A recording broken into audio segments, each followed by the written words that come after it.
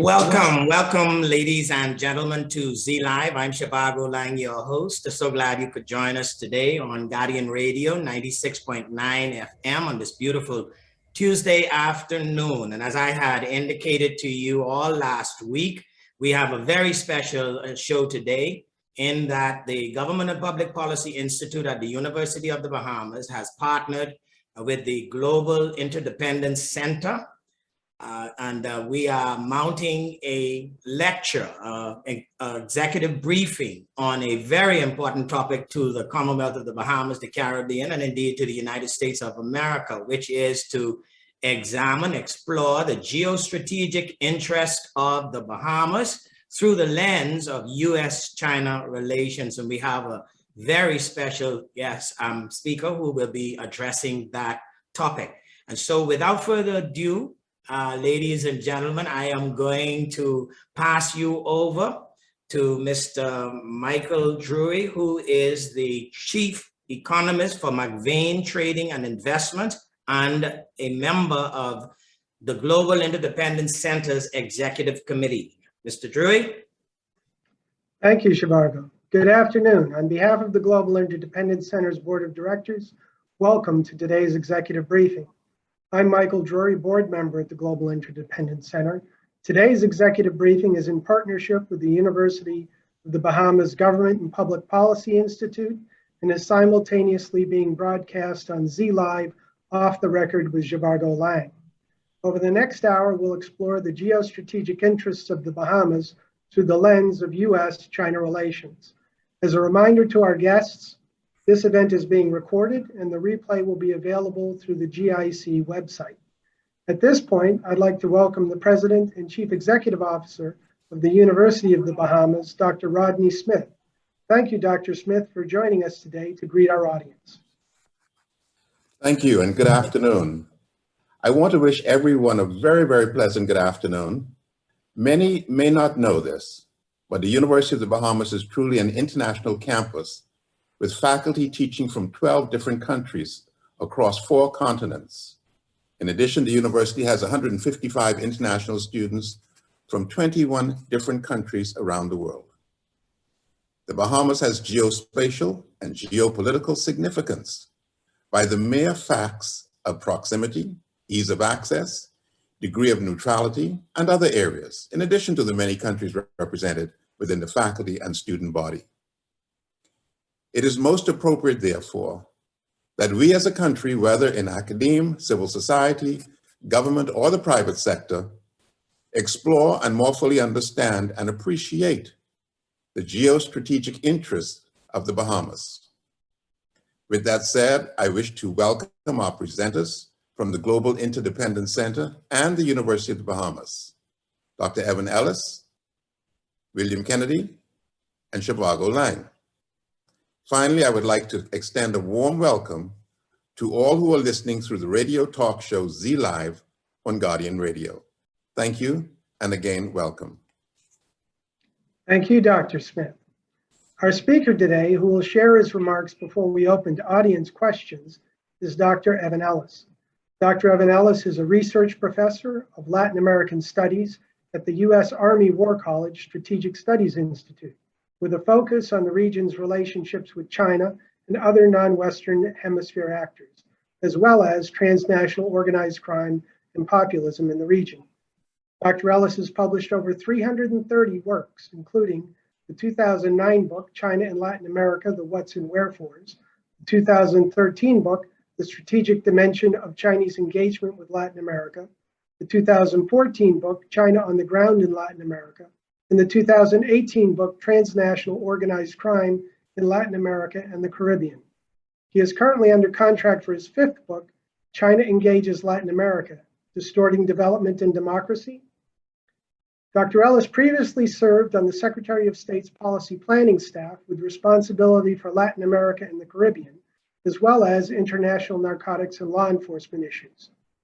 Dr. Ellis has been awarded the Order of Military Merit, Jose Maria Cordova, by the Colombian government for his scholarship on security issues in the region. With that, we'll begin our presentation. Welcome, Dr. Ellis. Thank you very much, Mr. Drury. For me, it's a real honor to be a part of this program. I want to thank Global Interdependence Center. I want to thank University of the Bahamas and Dr. Smith as well, and certainly also to Z Live and former Minister Zhivargo Laing. For me, again, it's a real honor to be able to share my works. I want to just mention that although I am currently employed as an academic by the U.S. Army and previously served on the policy planning staff of the State Department, my views that I will express today and very frankly are strictly my own. With that, for the viewing audience, I'm going to put up a presentation, sharing my screen right now. So with a brief pause, we will go to a presentation, Chinese activities in the Western Hemisphere and implications for the Bahamas. What I'd like to do with this presentation is just to set out the context of Chinese activities in this hemisphere and in the Caribbean, and then talk a little bit more specifically about some major projects and patterns in the Bahamas, and then open it up to questions for the rest of the program. So to begin with, to talk a little bit about the profile of Chinese commercial activities in the hemisphere. Since the beginning of the 2000s, China and Chinese companies have invested about $160 billion in the region. Chinese development banks, China Exim Bank and China Development Bank have put in about $136 billion of loans into the region. Some countries such as Venezuela and Brazil and Argentina, much more than others. And those loans have been relatively slow to come in during the past year to 2 years, thanks in part to the COVID-19 pandemic. Chinese trade has really taken off over 20-fold since China became a member of the World Trade Organization in 2001. So in 2020, there was about $314 billion in Chinese bilateral trade with the hemisphere. The profile of some countries being much more focused on commodity exports than others. But overall, although that is less than U.S. trade with the hemisphere, and certainly the U.S. is a much larger partner in the Caribbean, one can recognize that especially as we move to Panama and south, China tends to be the #1 trading partner, or in many cases, the #2, but behind Brazil, with the United States now coming in #3. For those of you who can see the graphic, you'll see 3 overlapping circles. This is my way of saying that one can understand a lot of the Chinese activities, especially their state-owned enterprises, is concentrated either in resource activities such as mining or petroleum, or also timber and fishing. On the other side, you can see a focus on a high value added strategic market sectors, such as those identified in their Made in China 2025. On the bottom, you see talking about connectivity and digital activities. So this is well known. Approximately 20 countries in Latin America and the Caribbean have been part of the Belt and Road Initiative. Most recently, of course, you have Cuba, Nicaragua, and this coming month, Argentina will be the 21st member. So there's been considerable interest, including in the Caribbean. But it goes beyond just transportation projects in ports. It also includes electricity transmission and generation. It includes telecommunications. It includes e-commerce. In many ways, Chinese companies are involved in projects which are really underlying the glue that holds Latin American economies together. Now, in the center of this graphic, you see a box talking about economic dominance and political leverage.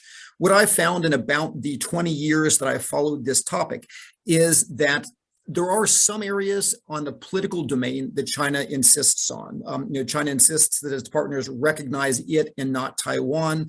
China puts a lot of pressure in insisting that its partners not speak ill of the Chinese government on issues such as the suppression or internment of Uyghur Muslims in Xinjiang, or the repression of democratic protesters in Hong Kong, or other topics of this nature. But by and large, China doesn't behave quite like the Soviet Union did during the Cold War, when the Soviet Union and Cuba would support revolutionary movements in governments seeking to create communist regimes. but rather China tends to prefer using its commercial leverage from these areas to try to promote the interests of Chinese companies, to make sure that local governments take care of them and give them good deals, and continue to really try to use that leverage to try to capture more and more of the value added of its activities, whether it's in construction or mining or other areas, for Chinese companies for the benefit of China, although clearly local partners have a role. Now, within this, I've also mentioned here military and police activities. I tend to see these as not the centerpiece, but certainly they are relevant. So in many cases, it's the power of China as an economic partner that opens the door for relationships with police forces in the region and military forces. And that creates strategic options for China that we'll talk about later. There's also the issue of some of the tools that China uses.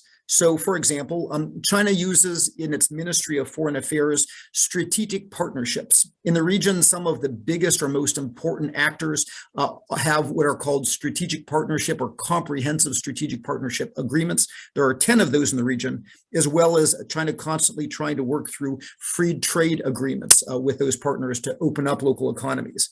At the same time, China also works in the multilateral space. Its key overarching vehicle has really been the CELAC Forum. And so, for example, there have been 3 major meetings of China's CELAC, most recently producing the 2022 to 2024 China CELAC Plan, which builds on the previous 2015 to 2019 China CELAC Plan and the 2019 to 2021 China CELAC Plan. Now, I like to say that in some ways the Chinese are remarkably transparent. They are consummate bureaucrats who like to talk in general terms about the areas of emphasis in terms of, and you find in the most recent plan, as we'll see, talking about everything from telecommunications collaboration to medical collaboration to space collaboration to indeed a focus on Caribbean and other small island states. It's also important to recognize that China also works through other multilateral institutions. They work closely with the Caribbean Development Bank, as well as more broadly with the Inter-American Development Bank, with the United Nations organizations such as ECLAC, through trans-regional forums such as the BRICS, et cetera, et cetera. But as a special point, I'd like to mention that for me, as we look at economics, but also beyond economics, I think there's strong evidence to suggest that for the Chinese, although they prefer to downplay anything that would suggest that they are threatening, that certainly the Caribbean is strategic for the Chinese. It's explicitly mentioned as a unique focus in their 2022-2024 plan, but we can also see the degree to which the 5 of the remaining 8 states in Latin America that continue to recognize Taiwan, something of central importance for the PRC, are now located in the Caribbean. So with the move recently of Nicaragua to recognize the PRC, with the possible move of Honduras and their new government, Libre government of Xiomara Castro, to recognize Taiwan, really the strategic focus of that shifts to the Caribbean. And in addition, if you look at a map, recognizing that the Caribbean is a region of connectivity. It is not only vital in terms of a logistics hub for what comes through the Panama Canal, in serving the east coast of the United States and the Atlantic coast of South America, but it is also a financial center, and it really is an intersection point between many different cultures and a gateway to Europe. Also, as Dr. Smith so rightly pointed out, with the strategic location of University of the Bahamas. So China, as it looks at the U.S., let's call it the Caribbean as the U.S. first island chain, sees in the Caribbean the importance of being in that space, even if in a non-threatening fashion, just in the same way that it wishes to politically and economically dominate its own island chains through the militarization of islands in the South and East China Sea, or through its economic dominance of the spaces, or through other activities such as with the China Coast Guard or its maritime militia, or some of its economic relationships. This next slide, resources, markets, and connectivity, I'm just going to hit on a few of the high points. With respect to resources, it's important to point out that there are, China is very interested in obtaining reliable access to things that it needs for capital formation and urbanization, such as copper and iron, but also some of the new strategic minerals, such as lithium, that you find in significant quantities in Chile, in Argentina now, and in Bolivia, and now even in Mexico, with China's significant role, actually complete ownership of the Bacanora lithium fields in the Sonora Desert. And of course, there are also areas that the Caribbean knows very well with respect to bauxite, for example, or with respect to nickel, in which the Chinese are also very interested. For example, the acquisition of the Alpart facility that used to be in the hands of the Russians there in Jamaica. With respect to infrastructure construction and operation, we can talk about, you've probably heard a lot about big projects that never happen. The transoceanic or the bioceanic rail connection that would have gone from the southeast of Brazil across the Andes to the Pacific coast of Peru, or for example, the Nicaragua Canal, et cetera, et cetera. However, you do find that there are a lot of smaller projects, and those in the Caribbean know these well. We can talk about, for example, the many projects that were built in Jamaica under the JDIP and then MDIP programs. We can talk about, for example, the many Chinese port projects. We can talk about increasingly the use of public-private partnerships to win not just government-to-government contracts, but actually contracts where the Chinese themselves have to put in a little bit of their own money through their financing partner. You see that with things like the fourth generation highways in Colombia going from Medellin to the Gulf of Urabá, or the Bogota Metro, or for example, a very important new section of Highway 5 in Chile. And of course, as we'll also see, you see that in many projects in the Caribbean, where the Chinese also are participating and putting in their own money. In the port sector, of course, the Chinese first came into Freeport in the Bahamas, as well as into Panama, as well as into Mexico, where they now have 6 major port holdings through Hutchison Port Holdings. However, it's not just Hutchison. We find that others such as China Harbor and other Chinese companies are playing major roles in the expansion of the Pacific port of Pasorja, in Chancay, in Peru, an important possible minerals and container port, in 4 major ports, including for foodstuffs as well as containers, up and down the coast of Brazil, and of course in the Caribbean, recognizing how the Caribbean is such an important logistics hub with so much competition between ports. It's of importance that China Merchants Port, CM Ports, has control of and could eventually expand the port of Kingston. Major new possible port developments, for example, in the agricultural sector and the oil sector, possible expansion of the port of Burbas on the eastern side of Guyana, possible talk of eventually going forward with the Manzanillo port project on the north side of the Dominican Republic, just to name a few. And of course, even beyond mega ports such as La Union, or possibly returning to some ports in Nicaragua associated with Nicaragua's recognition of the PRC.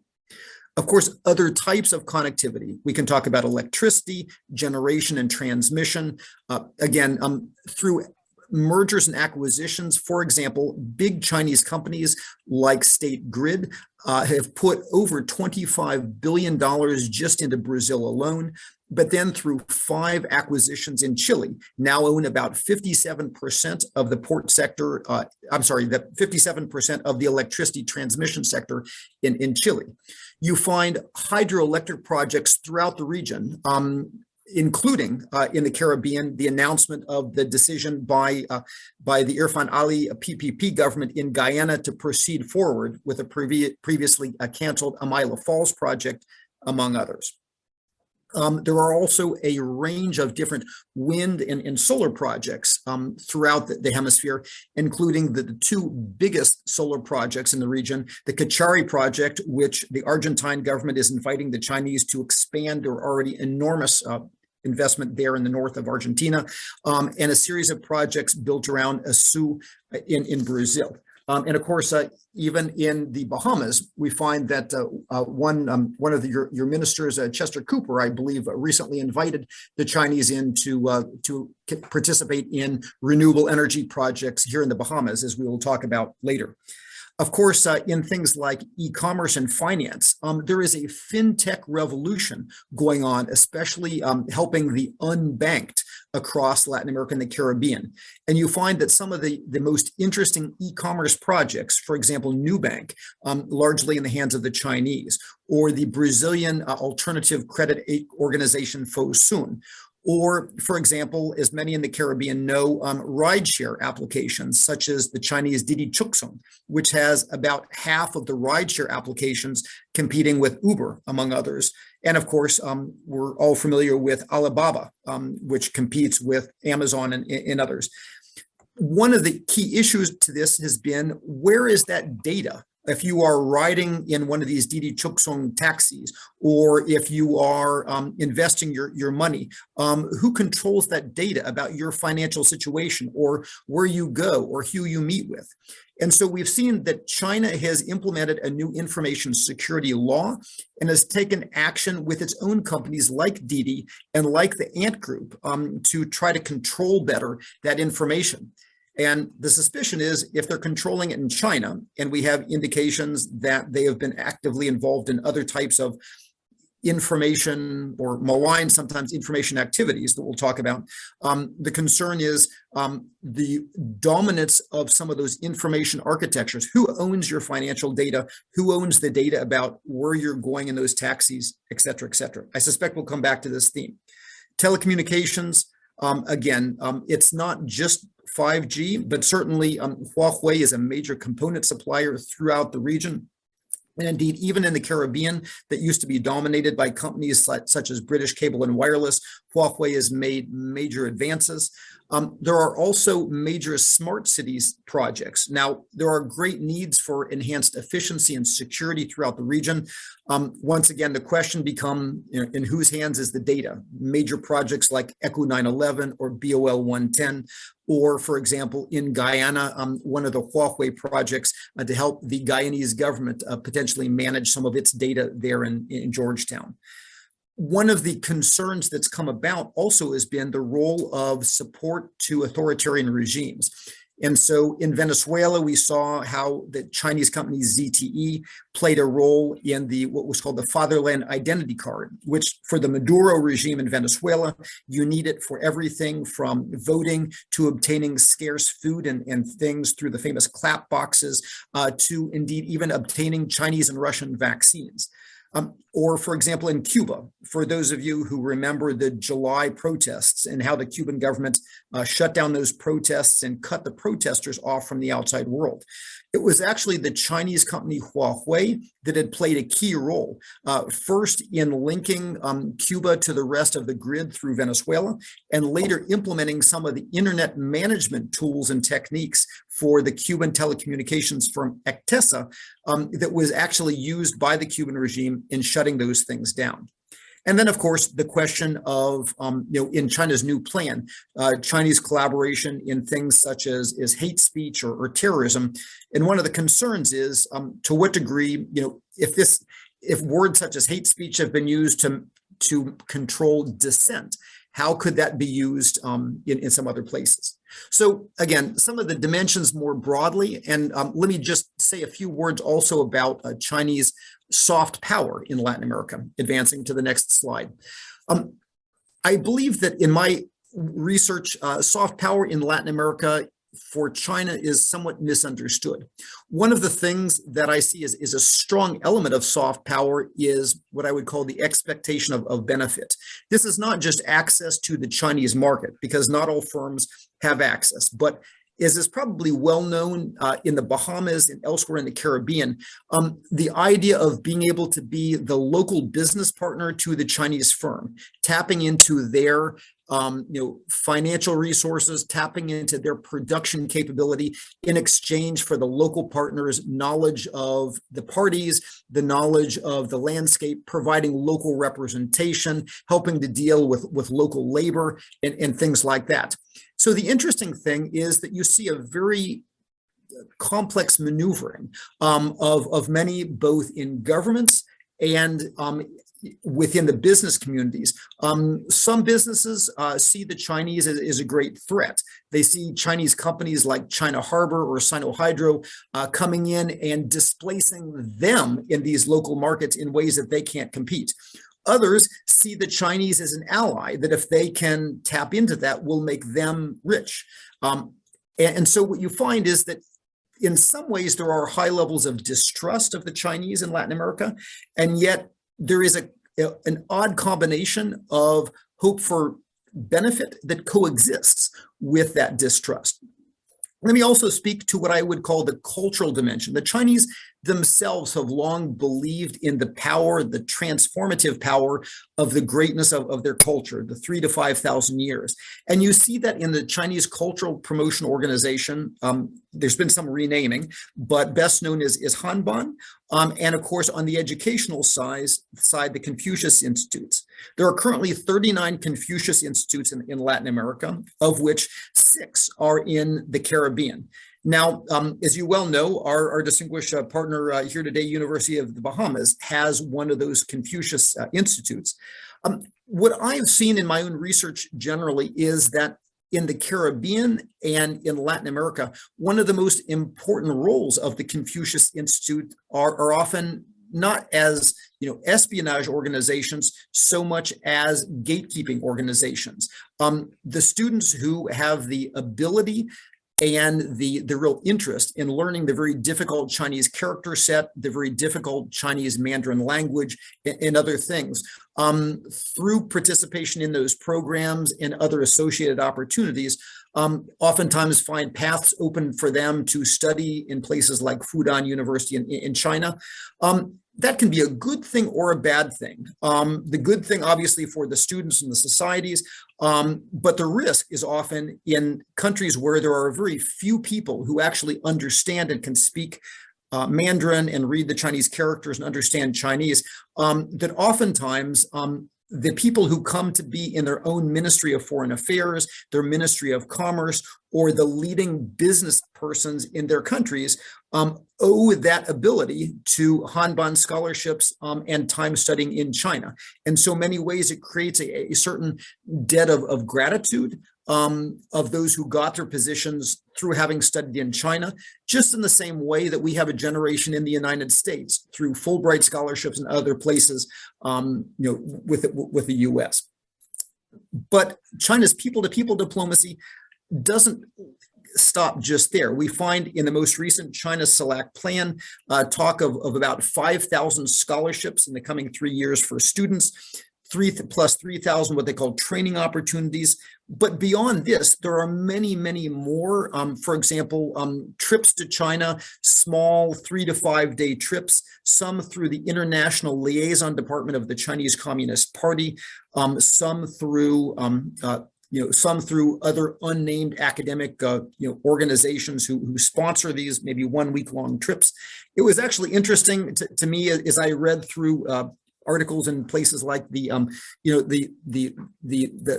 Nassau Guardian, seeing that Ambassador Dai, your new Chinese ambassador since last March, talked about her desire to resume travel and exchanges to China. It's something that, going to China, whether it's political leaders or academics, it's something that is attractive to many people. And of course, beyond that, certainly some of the programs in terms of media feeds by CGTN, the purchase of ads, the sponsoring of trips for local Caribbean journalists to the PRC. I generally don't see that this causes, these journalists to become blind propagandists, but sometimes, one doesn't want to be ungrateful. One wants to at least try to be attentive to the Chinese side of the story when one is in that position. Very briefly, I'll just mention that there is a military component. We find that the Chinese have sold a lot of arms, mostly to populist regimes, but there's also a certain amount of gifts. And so we find the Guyana Defense Force, the Guyana Police Force, the Trinidad and Tobago Police Service, the Dominican Republic, of course, the Royal Bahamian Service. We find that in all of these cases, Oftentimes, Chinese companies use these gifts, things such as armored vehicles or squad cars or motorcycles or computers, to open doors and create a little goodwill with those, not unlike other states. Of course, there's also an important role for training and professional military education. So institutions in China, like, for example, in Chongqing, their National Defense University. And I find that especially in the Caribbean, many, probably more than half of the senior leadership of defense forces and constabulary forces have actually traveled for these courses. In addition to that, of course, you have a PLA presence. Of course, it was in the Caribbean where the Chinese, the only time the PLA deployed their military police in the Western Hemisphere as part of a UN force. They were, of course, in Haiti in the MINUSTAH peacekeeping force from 2004 to 2012. Every time the Chinese hospital ship Peace Ark has made a trip to the region, in 2011, 2015, in 2018, 2019, it's made multiple port calls in the Caribbean. And of course, you have other types of shorter trips. And then to just end, to say a few words about the Bahamas, which I'm sure we're going to talk about in much more detail. The relative economic relationship of China and the Bahamas in terms of trade has been limited. It's mostly been about the Bahamas importing things from the Chinese. And that has been in part related to these investments that Chinese companies have made in the tourism sector and in the logistics sector, although there have been some Bahamian exports as well. But my very last slide here to talk about some of the key dynamics. The Bahamas has the distinction of being one of the first nations in the Caribbean during the shift from Taiwan to the PRC to recognize diplomatically the PRC, building the relationship in 1997. As I mentioned before, you have the Confucius Institute, one of 6 in the Caribbean here at University of the Bahamas, although it actually was not open for some time, not until 2009. Beyond that, of course, you do see that, like many other places, that in the Bahamas, there has been COVID diplomacy. There have been a total of 7 batches, relatively small batches of donations. I think one of the last donations was 7 oxygen pumps, and I think a few ventilators. So, 7 relatively small, but still, I mean, the Chinese have certainly tried. Ambassador Dai and others there in the Chinese embassy have tried to generate that goodwill. And of course, but really the focus has been in the logistics sector and in tourism. So Freeport, certainly the very important Hutchison property there, but it's not just the port itself. It's some of the logistics patio space and more broadly, the Grand Bahamian Port Authority. And of course, some of the difficulties now with the airport after the hurricane. But of course, I'm sure many of our audience members and my esteemed colleagues here in this program are intimately familiar with the $4.2 billion Baha Mar project and the unfortunate story of local developer Sarkis Mirlian and his difficult experiences with China Construction Americas. But it's interesting. It's remarkable to me the number of different projects that really you can talk about specific Chinese companies such as China Construction Americas, as well as others, China Harbor to a lesser extent, or to a certain degree, some of the projects of Hutchison. So when we can talk about Baha Mar, but also the long delayed, the Point project, with CCA, the project next door with the Colonial Hilton, which I understand Hilton had a amicable divorce with China Construction Americas over that one. The long-standing discussions about the Grand Lucayan facility and what the government is going to do with that. And then, of course, a number of different road projects. We can talk certainly about the stadium, as well as the Airport Gateway Expressway, about $54 million, I understand, in roads there in New Providence. Again, I understand that they have the small but important North Abaco port that the Chinese have built and are ownership of. And again, the gift that came after recognition, the Thomas Robinson Stadium that, of course, Ambassador Dai it seems to to appear in various different Chinese talking points. But I think overall, and I'm trying to talk objectively and respectfully, I see it as a complex relationship here, much like the complex relationship elsewhere. Again, I'm sure in questions and answers, we can talk about, some of the difficulties and the experiences of Mr. Izmirli and CCA and what happened. And then, of course, the government negotiations with CCA to finally finish and get the economic benefits out of Bahamas.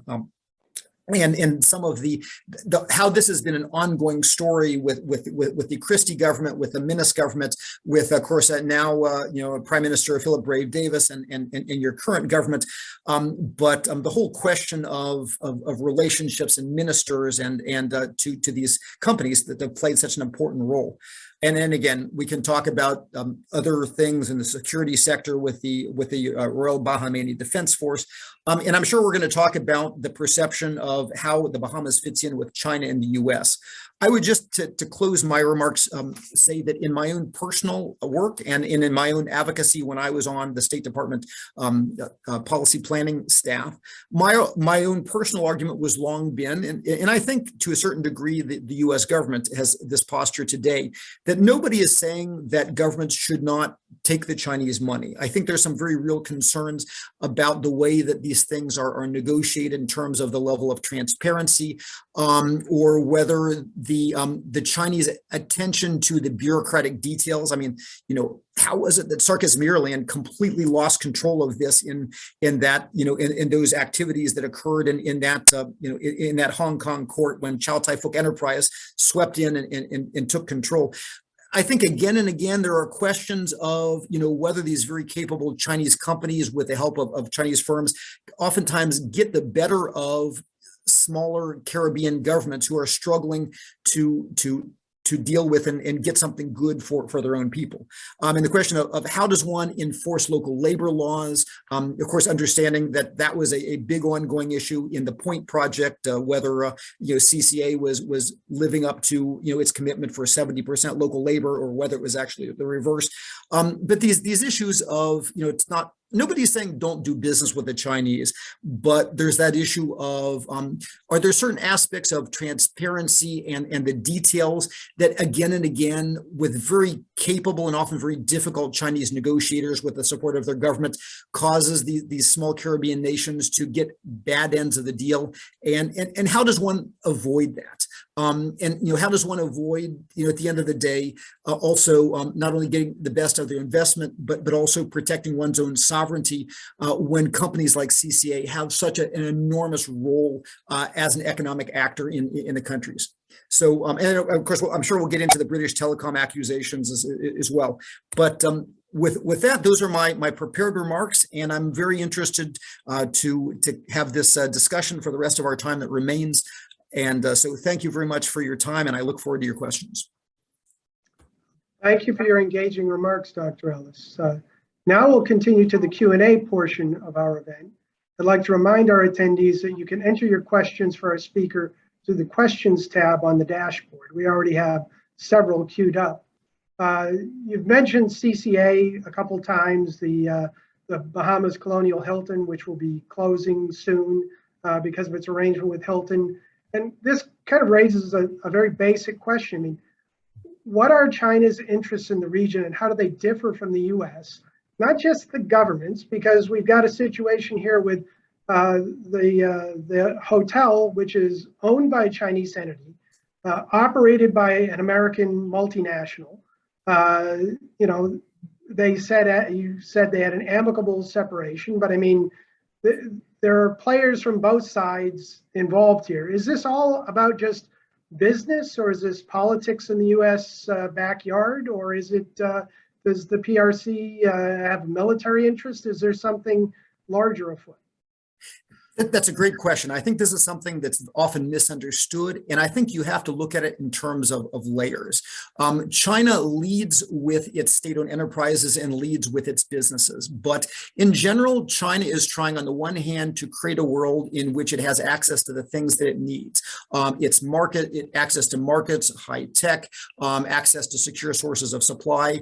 It uses its national champion companies to do that, but it does so in a bit through herding cats. But before we get to the economic, as I suggested before, I do believe that China recognizes the Caribbean as strategic. I mean, number one, the basically elimination of the international relationships with Taiwan is fundamental. It's the first thing that any Chinese ambassador, including Ambassador Dai, repeats in their talking points.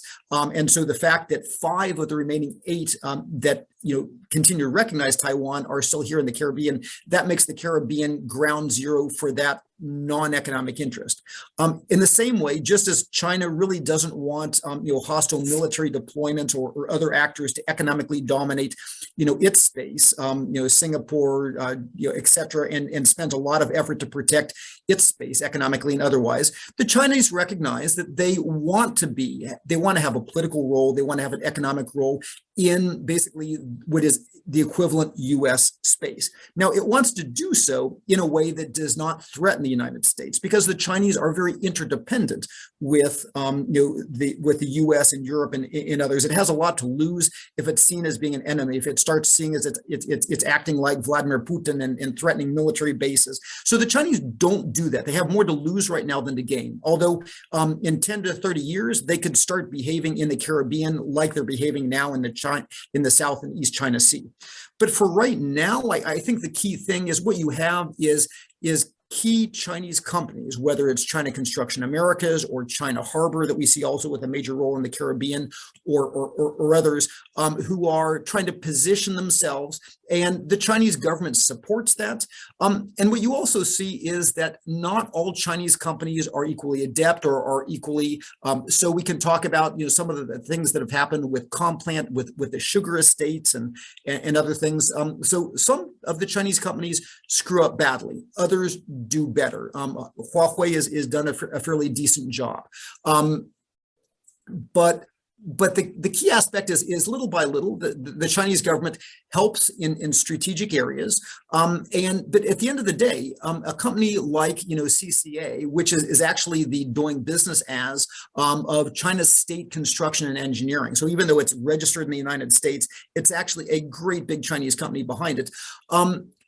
At the end of the day, the Chinese want its companies to have a dominant role in these commercial spaces. And, who's going to own the ports? Who is going to have the logistics operation? Who is going to have the major projects? The Chinese want to be in this space, and it allows its companies to be its national champions. And again, at the micro level, you see how that plays out in individual fights, such as the CCA fight with Mr. Esmirlian, and now, the Point Project and the Grand Lucayan Resort. But those are the little fights that are, part of the bigger strategic maneuvering. That's the way but it's a great question. I think it's important to understand those relationships. So we've got a number of questions on very specific topics. One that came up is the role of central bank digital currencies. The Bahamas has the sand dollar, the first in the Caribbean, but many other Caribbean nations are coming out with them, and the Chinese not far behind. And all of this a challenge to U.S. reserve status for the dollar. Comments? It's a great and very important question. I mean, first of all, the Bahamas should be very proud of really being one of the leaders with a central bank digital currency. But also, it's important to recognize that there's a big difference between central bank digital currencies and which facilitate transactions, and basically anonymous digital currencies such as Bitcoin or others, because the later, such as what President Nayib Bukele is using in El Salvador, are very risky in terms of facilitating money laundering because of their anonymity, whereas central bank digital currencies really are more for facilitating transactions. Now, as you pointed out, one of the risks is that because of U.S. use of sanctions policies, whether Venezuela or elsewhere, it's making many actors trying to get away from the dollar and the domination of, for example, things like the SWIFT system.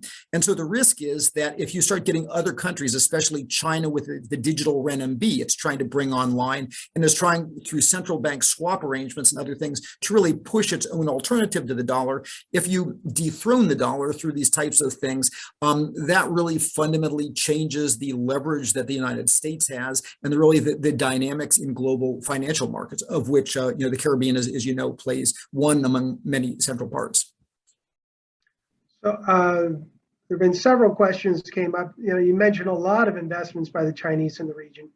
In a recent webcast with GIC's good friend Lyricuse Hale that you did, you noted in that the U.S. may already be behind the curve with respect to policy in the area.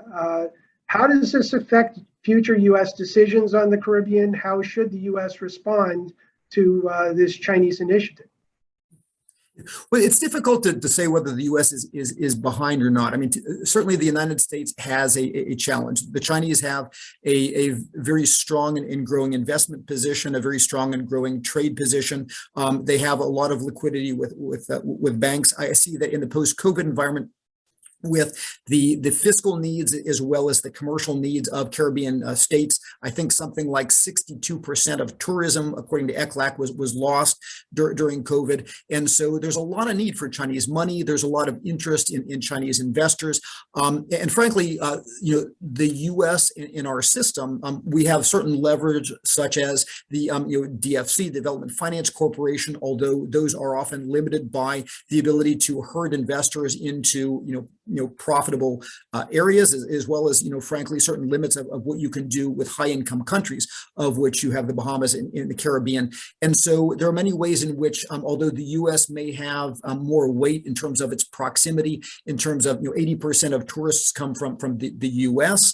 To the Bahamas alone, in terms of the role of the U.S. as a demander of goods from the Caribbean, and key to the U.S. logistics. Although you have those advantages, the Chinese have a certain agility as they maneuver in the space that the United States has to work hard. And probably the only way to do that, or the best way to do that I see, is using that leverage to push back against untransparent transactions where, government ministers in, government to government deals in upstairs, hotel rooms in Shanghai and Beijing are, those are not the type of things that benefit the governments of the region. So pushing back against non-transparent transaction, helping our partners to better do good governance things, and frankly, to enforce laws on the back end, whether it's labor laws or whether it's environmental laws or other things. So I think by being a good partner, the United States can help not only its partners in the region get their money's worth and promote their developments, but at the same time have a level playing field that will allow the Ericssons and Nokias at the end of the day to compete with the Huawei's, for example.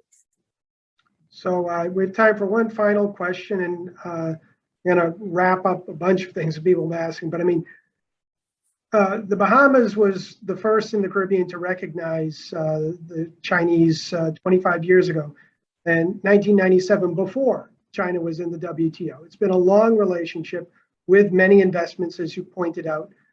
What lessons does this quarter century hold for how Caribbean nations should interact with China and the United States, and frankly, the competition between those two for influence in the region? Great question. And I think, frankly, the precepts of working with the United States also apply working with China. Again, number one is the importance of transparency in order to see and make sure that, one is actually comparing apples to apples with a deal when investors and others come in.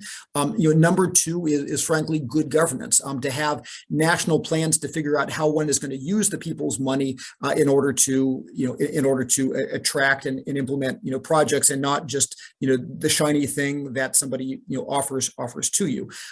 Number three is, again, the competitive evaluation of those projects. Sometimes it's necessary to outsource some of those technical evaluation capabilities with these very complex technical projects. Again, for me, for the Bahamas, the lesson of if somebody as sophisticated with as many resources as Sarkis's Mirlian could be basically taken to the cleaners and lose his project, because who would think at the end of the day, with 2,000 people on payroll, that your Chinese business partner would run the project into the ground, and then but for a small detail in the clause, the arbitration clause that says if this happens, you've got to arbitrate in Hong Kong, where Mr. Asmirlian was way out of his realm. So the kind of be attentive to the details. There was an excellent report that was done by Vanderbilt using USAID data that really talks about the Chinese use of bureaucracy and lawfare, the ways in which through the contracts, the Chinese are very adept at making sure that they get paid. And so, again, in spending the people's money, one has to be transparent, one has to be competent, one has to make rational decisions, one has to enforce one's national laws on the back end. And at the end of the day, that should take countries like the Bahamas to a place where they can get the best of what the Europeans, the United States, the Chinese, the Japanese, the South Koreans, and others, have to offer. At the end of the day, the same should apply the principles to the U.S. as much as to the Chinese and others. Dr. Ellis, thank you for spending time with the GIC community. We hope that you'll be able to join us again for another program soon. We hope all of the audience will be able to join us for another GIC program soon. As a reminder, before we close, Zhivargo, Laing, and Dr. Ellis will be continuing their conversation for the next hour. Stream Z Live off the record with Zhivargo Laing at the link distributed in the chat or on our event page at interdependence.org. A replay of today's executive briefing will be available on the GIC website tomorrow. We are excited to announce that our 5th annual Sovereign Debt Restructuring Conference will take place virtually on Friday, February the 25th. This annual conference is held in partnership with Drexel's LeBeau College of Business and is co-chaired by Michael G. Iovano and George Chichekos. Registration is available now on the website. To find video replays, explore GIC membership, learn more about the GIC College of Central Bankers, or donate to GIC, please visit our website at www.interdependence.org. As we conclude, we encourage you to take 30 seconds to respond to our audience survey. Your feedback is important to us, and we appreciate you letting us know how we can improve our programming.